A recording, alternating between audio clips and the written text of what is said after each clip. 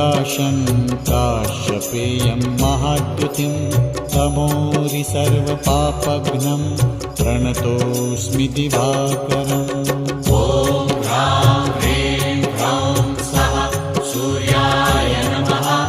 ॐ ह्रां ह्रीं ह्रौं स्वः सूर्याय नमः।